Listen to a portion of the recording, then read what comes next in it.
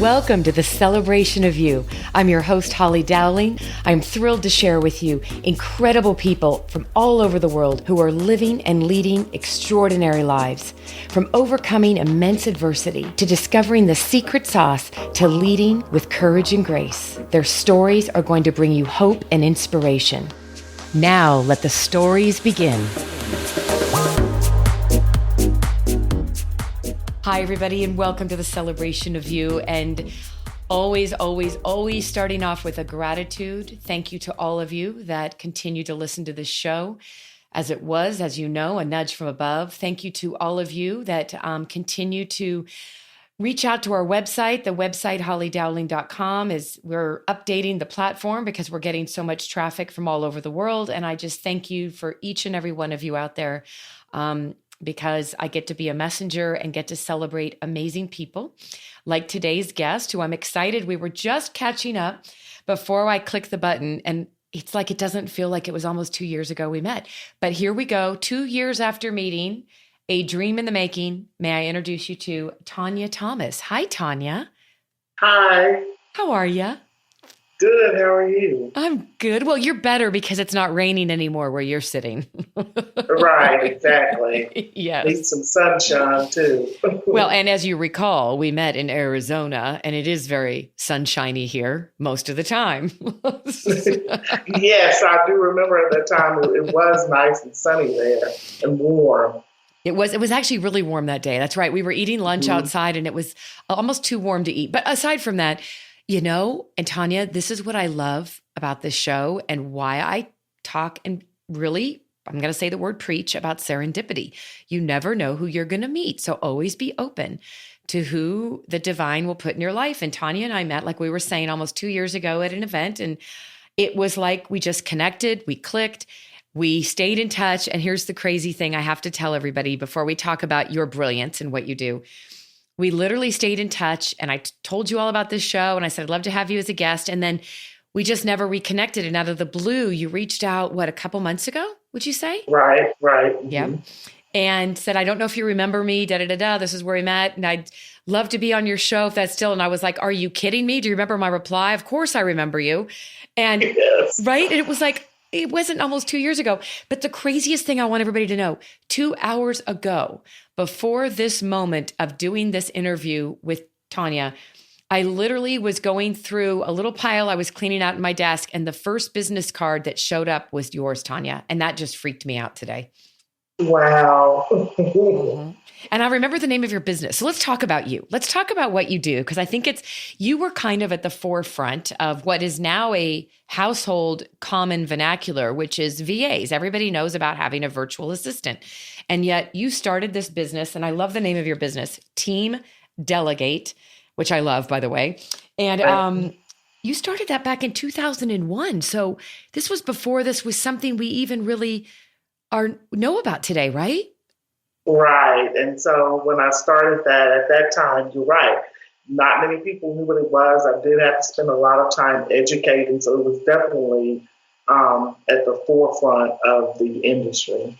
And what provoked this? Tell us, let's go to what was the spark of inspiration that made you say, because I don't remember what you were doing. You were in the corporate world. But tell us about that journey, because a lot of my listeners are leaders and people in the corporate arena who have a burning desire to have their own business. Okay. Right. So talk to us about it. Yeah. At the time, I had an entrepreneurial spirit in my early 20s. But at the time, my husband and I had to move a lot for his work. He was in construction. And so whenever, the job was over, we had to move. And at that time, I was actually working with him in the company. If you can't beat them, join them. So I was actually working for them too. And, I wanted to start something. I'd actually thought about a staffing company at one point, but it's like, okay, well, if I do that, then I have to stay put somewhere while he continues to travel. And I didn't want to do that.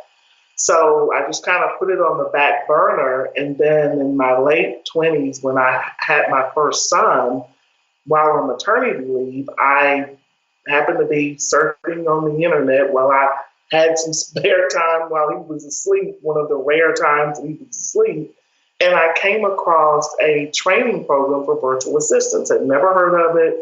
Um, you know, but when I read it, I thought, hey, this fits my background. And I could move since it's virtual, it can move with me. Yeah. And so I went through the training program, and as they say, the rest is history. That is amazing that it was, and don't you love these moments? I want everybody to catch this. You were literally brand new mom, have a baby. One of those few moments, I love how you said that he was asleep. And I so remember that. I was literally smiling as you said that.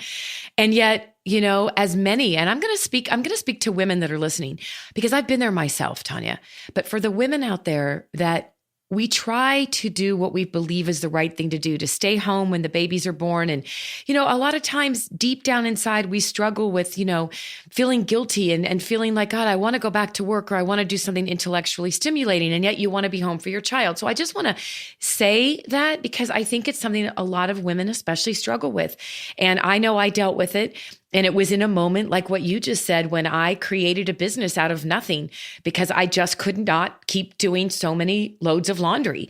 And I was, and so here you are, your child's asleep and you're figuring out how could you do something. And this catapulted you into, you took the training and then you started a business of providing virtual assistants, right? So tell us, tell us about going from taking the training, doing this to then starting your own business. Because let me tell you, everybody, she's been featured in Black Enterprise Magazine, Entrepreneur Magazine, and Inc. Magazine. I mean, you're not small potatoes, girlfriend.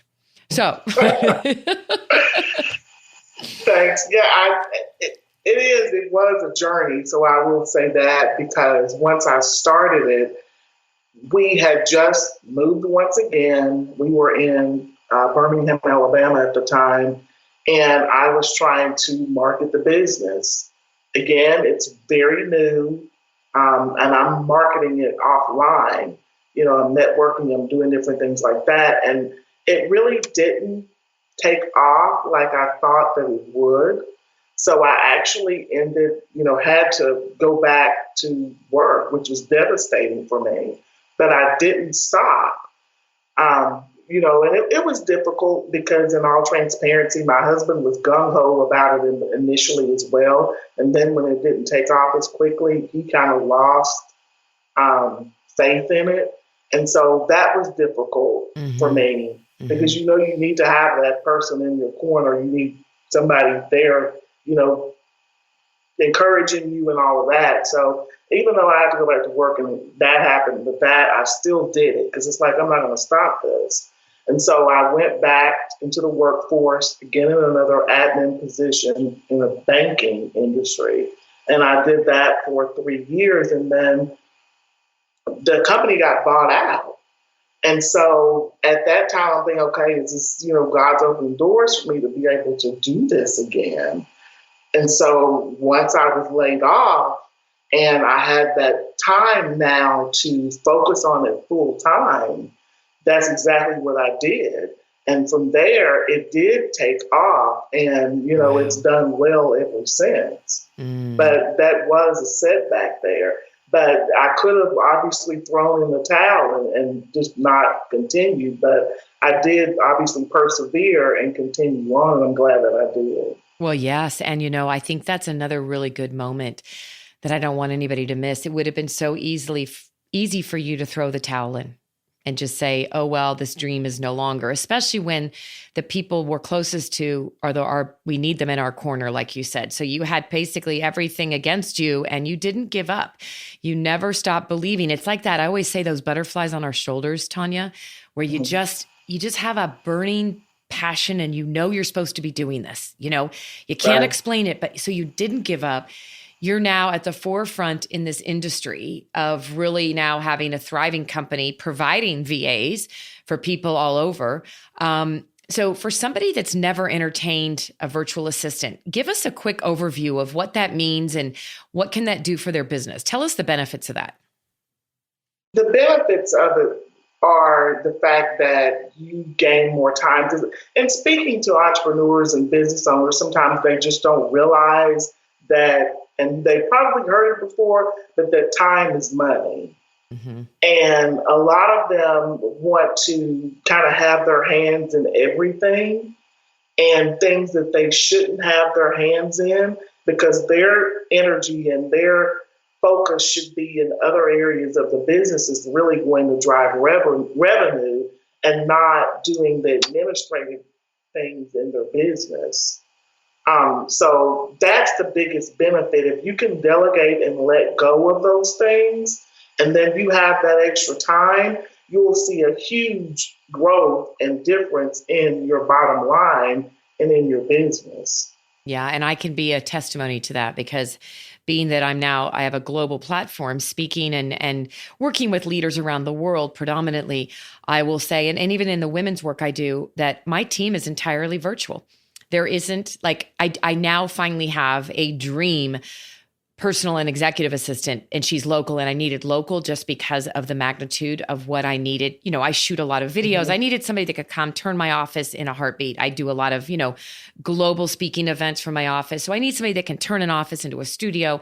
All of that said, though, Tonya, my entire team has always been virtual and still is. And I love it because I think for entrepreneurs and small businesses, anymore, if you want people to be engaged and loving what they do and staying committed and loyal, give them opportunities to find people that aren't in your back door, right? And trust them to be able to work from home and get the job done. And so I love the business you're in. And I think there isn't a person out there, if you are a business owner or an entrepreneur, that couldn't benefit. What I'm curious though, because I know you're the superstar, successful woman, business owner. I want to know, and this is what I love about this show. Take us back to your younger years, my friend, like maybe as a young girl in maybe elementary school, middle school, high school, I don't know. But when you think back on that younger girl, like what was, maybe there was multiple pivotal moments in your life, but when you think about a real pivotal moment for yourself, and maybe it was overcoming tremendous adversity, I don't know, but what would you say is one of the more pivotal moments in your life that has so much to do with the strength that you have? And by the way, for people listening, you can hear it in her voice. There's strength and grace, and it's in her presence too, Tonya. That's what I loved about you. Thank you. You're welcome. What was one of those? Maybe it was God giving you a lesson that had to be learned, right? But you pushed through. I never know with my guests. I'm always fascinated. For me, Holly, it's when you said that, I immediately thought back. It was a traumatic time for me. When I was 8 years old, I lost my father. He was very young too. He was only 26 years old. I was 8 at the time. My middle sister was 2 years old, and my mother was pregnant with my youngest sister. That was very hard for me. And it impacted me in a way that made me think that I couldn't do things because he wasn't there. I was very close to him, even at that young age. And so as I went through school and middle school, elementary, middle school, high school, things like that, I would always think, if my dad was here, I would be able to do this better because he'd be able to help me and be there and show me how. And it took me a long time to realize that's in me already. What he instilled in me, even in those short 8 years, I have. And that's what drives me, I think, a lot of times. I don't give up on things. I may get discouraged, but I don't give up, and I try to keep going. But that's big for me when you brought that question up. That's immediately what my mind went back to. And I thank you for being just so transparent, because you went right back to that 8-year-old little girl, and you were very, very blessed that you had those, like you said, the 8 years you had with him, and that it was such a positive impact, because, today's world, we're just hearing about all the horrific stories, Right. and the parents that weren't there for their children. So to know you even had, like you just said, you go, I have him within me, and all that strength that he gave you has helped you persevere. And when you think about, probably a lot to do with the entrepreneur spirit you have and the reason you didn't give up, right? Right, exactly. Yeah. Oh, God has amazing ways of taking adversity in our life and turning it into something amazing. I'm a firm believer in the power of resilience, and it's all that stuff we've been through that builds up the resilience of who we become. It's like the gold inside you. You're being a diamond being mined, and look at who you are today. Well, I so appreciate you sharing that. And Tonya, one of the things I love to ask my guests, especially as we wrap up, is, and now that you just talked about the 8-year-old girl, and then you shared about, your journey and having a business. If you were to go back to like your late teenage years, maybe early 20s, the Tonya that she was then and who you are today, what advice would you give your younger version, maybe your 20-year-old self, based on who you are and what you know today? That's a good question. I would say to enjoy the moment. A lot of times I've looked back then, it's always a drive there, but enjoy the journey, enjoy the moment that you're in now. And my mom also said that too, as it relates, she'd say she would look back on time with my dad, and she would, it was always about doing things, the laundry, whatever it was for running the household, but enjoy that moment, enjoy the time, the season that you're in now. A lot of times we want to look ahead and look, past where we are now, but that's the advice that I would give myself, to enjoy the season that I'm in now and be thankful for where I am. I love that you use the word season, because I love that analogy, because it's just like you meet people in a lifetime. Sometimes we always say things happen for a reason. I've always said things happen for a reason in the season that you're in. Right. I've never heard anybody use that word the way you just did, and I love it. And I think even at our age now, it's never too late to just understand the power of being present and appreciating the season, as quoted by my dear friend Tonya Thomas. Thank you. Thank you for being here today. Thank you for reaching out to me after almost 2 years. And may we stay in touch, my friend. Let's not let 2 years go. All right? Definitely, because I definitely enjoyed my time on here, and I appreciate you having me. Absolutely. And have a wonderful rest of the day, and hope no more rain. All right? Thanks. Bye, Tonya. Bye. Thank you for joining me for another awesome celebration of you. If you were inspired by this story, please share it with your family and friends and hashtag Your Story Matters. I'd love to hear from you, so please leave a comment on iTunes. And absolutely, please come to my website, hollydowling.com. Leave a comment there too, and while you're there, pick up your free gift. Most importantly, though, just remember that your life is a gift from God. What you do with it is your gift back.